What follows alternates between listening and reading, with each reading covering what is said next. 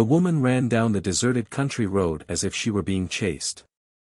Winded, she struggled to a road sign and rested against one of the posts. She looked back the way she'd come, saw nothing, then looked ahead. Over there, a building, with a light.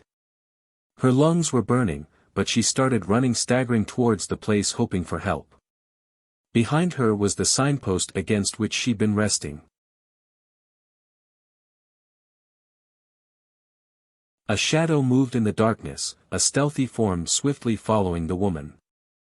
A utility building, set back from the road. There was junk and boards leaning haphazardly against it. But the light, the truck, someone had to be there. Help, please! She shrilled, stumbling to the door and pounding on it. There was no answer. The pickup's back wheel was on blocks, there was dirt and dust everywhere, the place was deserted. Off in the darkness, a twig snapped. She looked around with terrified eyes and whispered, "Oh God, somebody please help me." Is there a problem, ma'am?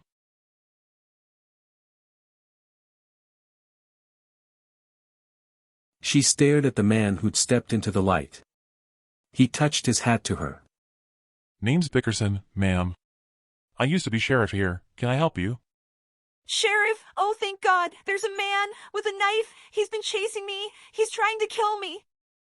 Bickerson's hand went to the butt of his gun. He looked around sternly, then stepped over to the woman. A man with a knife? Ma'am, we need to get you to safety. Is your car here? Do you have a cell phone? No, he forced my car off the road. He took my phone, then he told me to run. He said it was a game. And if I didn't get away from him, he would. He'd. Man sounds crazy. I'm sorry you've gone through this, ma'am. What's your name? Bickerson asked, the woman replied. Jane Taylor. All right, Miss Taylor, this place isn't safe. We need to get out of here. Old Man Cobb's place is just down the road. We can go there and use his phone. It's not very far and I'll help you. Do you think you can make it?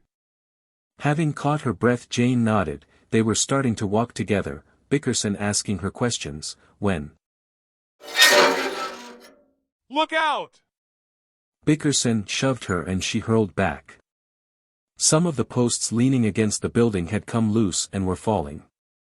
As she watched in shock, they landed on Bickerson and smashed him to the ground.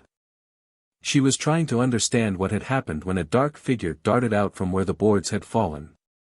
He leapt on Bickerson and stabbed savagely and repeatedly with the knife in his hand, then turned his head to her. It was him. The man chasing her. He'd found her.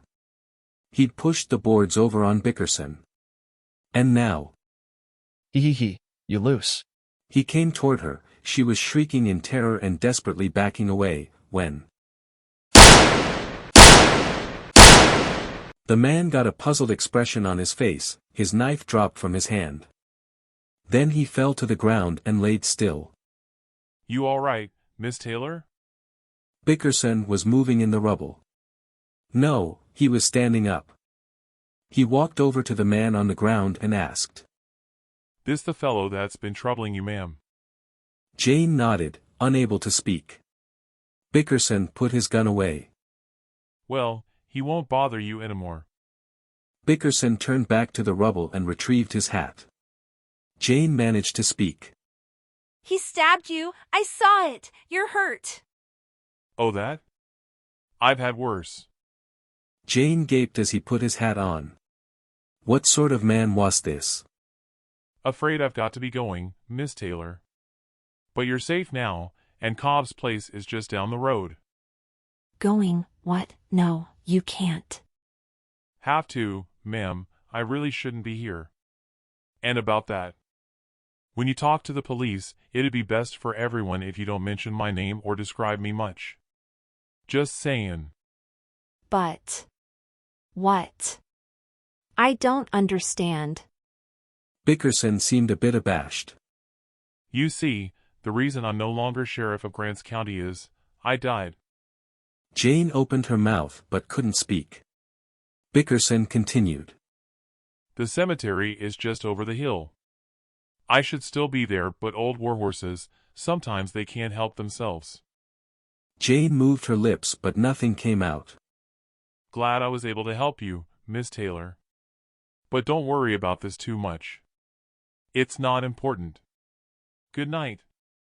He touched his hat to her again, and then he was gone.